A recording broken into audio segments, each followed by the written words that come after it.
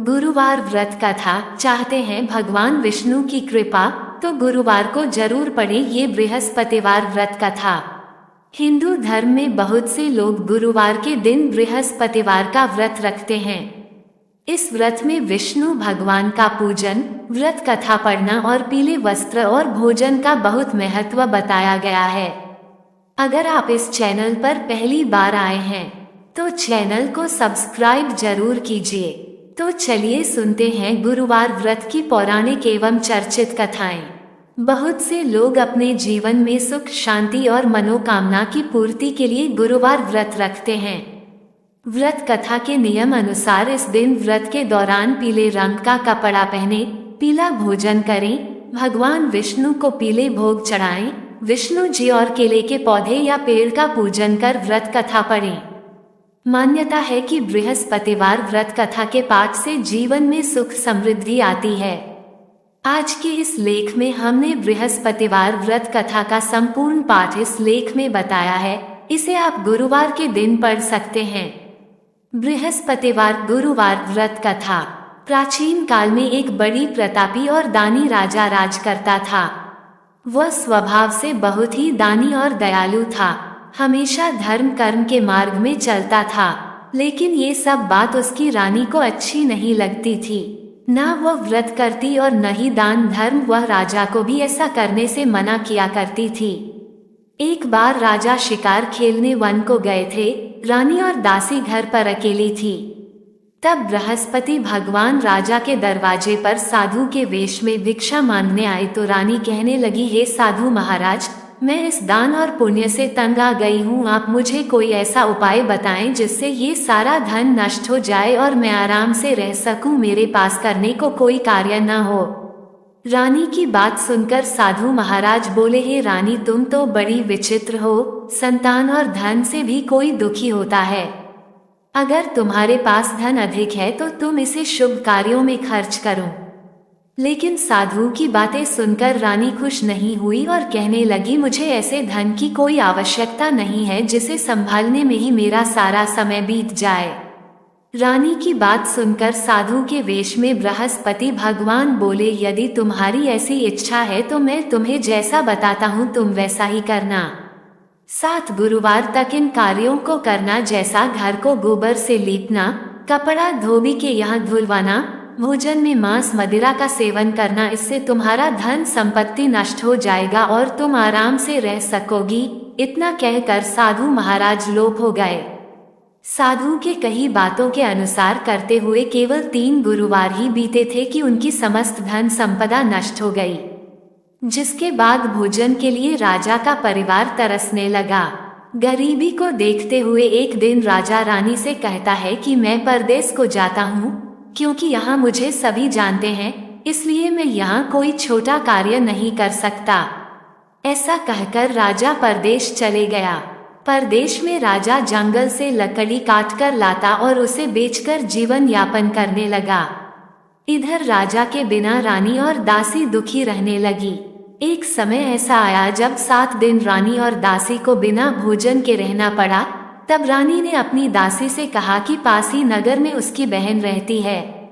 वो बहुत ही धनवान है, तू उसके पास जा और खाने के लिए कुछ ले ताकि थोड़ा बहुत गुजर बसर हो जाए। दासी रानी के बहन के पास गई। उस दिन गुरुवार था और रानी की बहन उस वक्त गुरु बृहस्पति भगवान की व्रत कथा सुन रही थी। जब दासी रानी की बहन के पास गई और अपनी रानी का संदेश दिया, तब रानी की बहन ने कोई उत्तर नहीं दिया तो दासी बहुत दुखी हुई और उसे क्रोध भी आया। गुरु बृहस्पति भगवान, दासी ने रानी को सारी बात बताई। तब दासी की बात सुनकर रानी ने अपने भाग्य को कोसा। उधर रानी की बहन से सोचा कि मेरी बहन की दासी आई थी लेकिन मैं उससे नहीं बोली।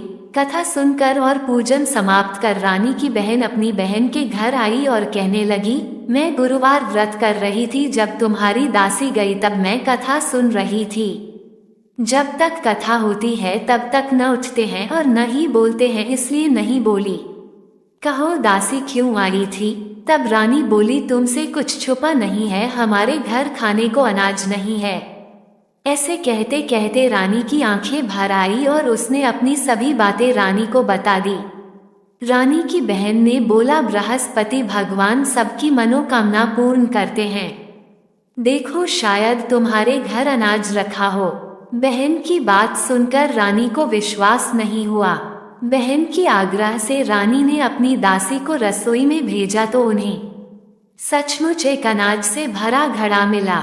ये देख दासी को बहुत हैरानी हुई। उसने रानी को सब बता दिया और कहा कि जब हमको अनाज नहीं मिलता है तो हम व्रत करते हैं, क्यों न इनसे व्रत और कथा की विधि पूछने जाए ताकि हम भी गुरुवार व्रत कथा करें।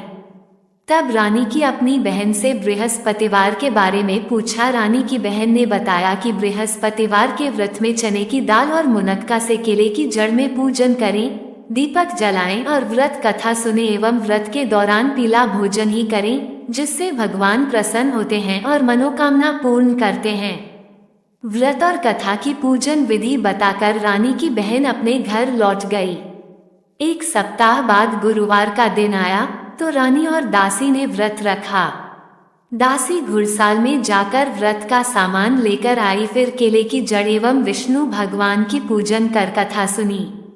गुरुवार की कथा। दोनों ने व्रत तो कर लिया, अब पीला भोजन कहाँ से आए। दोनों बहुत दुखी हुई, लेकिन उन्होंने व्रत किया था इसलिए गुरु भगवान खुश थे। वो एक साधारण व्यक्ति के रूप में 2 थालों में सुंदर पीला भोजन लेकर आए और दासी को देकर बोले, ये भोजन तुम्हारे लिए और तुम्हारी रानी के लिए है, इसे तुम दोनों ग्रहण करना। ऐसे ही रानी और दासी गुरुवार का व्रत और पूजन करने लगी। गुरु भगवान की कृपा से उनके पास धन संपत्ति आ गई, जिसके बाद रानी फिर से पहले की तरह आलस करने लगी।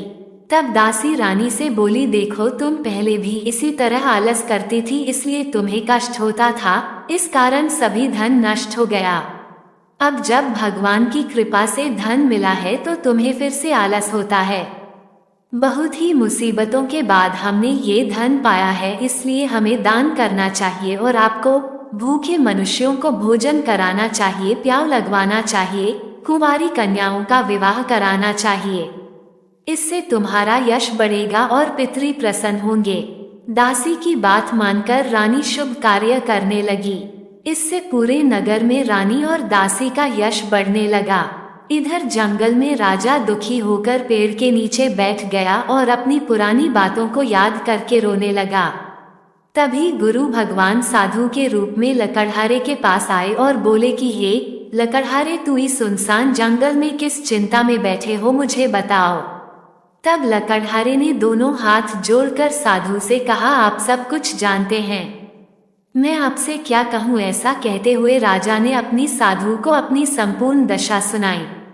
तब साधु ने उन्हें बताया कि तुम्हारी रानी ने बृहस्पति भगवान का निरादर किया था, जिसके कारण तुम्हारी याद दशा हुई है।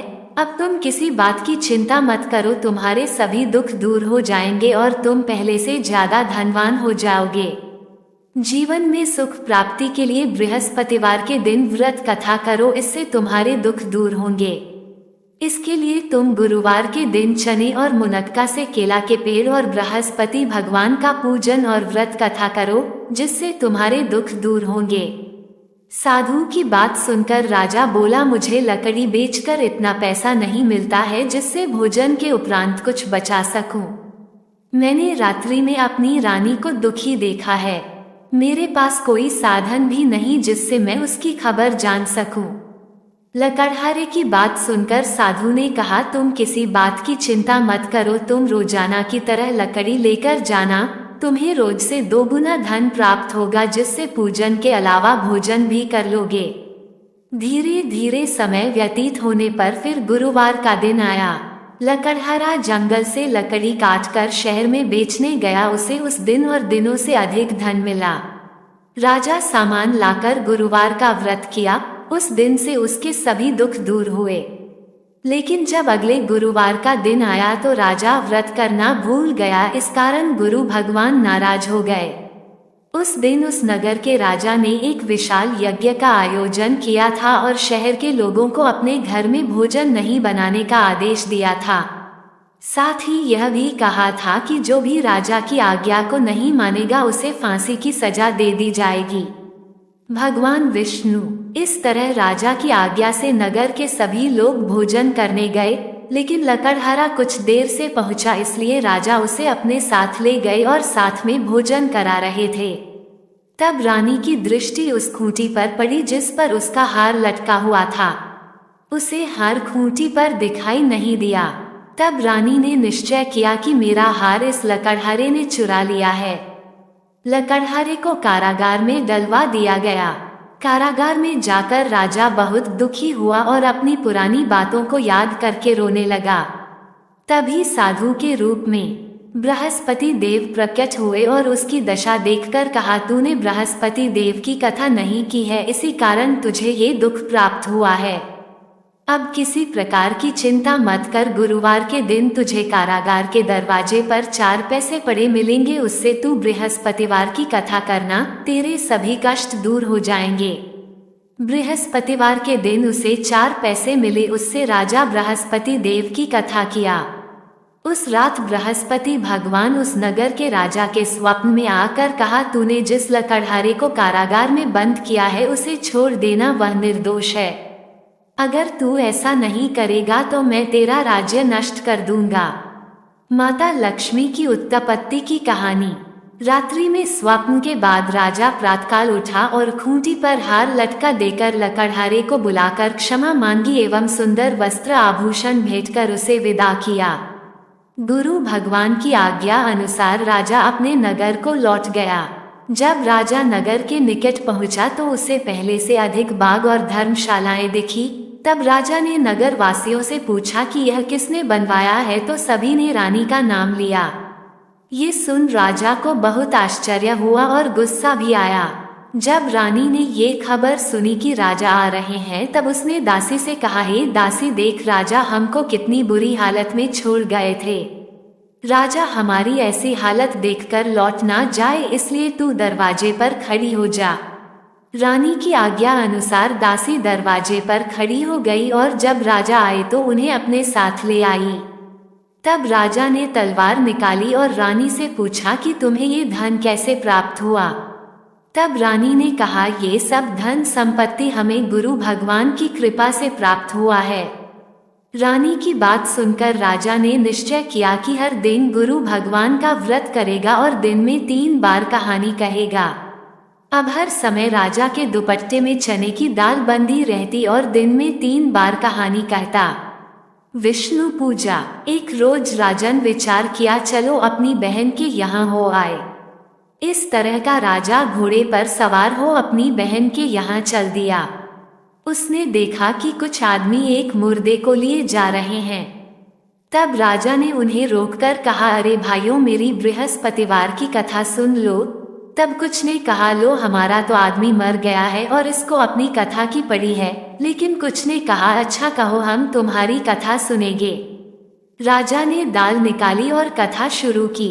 जब कथा आधी हुई तो मुर्दा हिलने लगा और जब कथा समाप्त हुई तो राम राम कहते हुए मुर्दा खड़ा हो गया।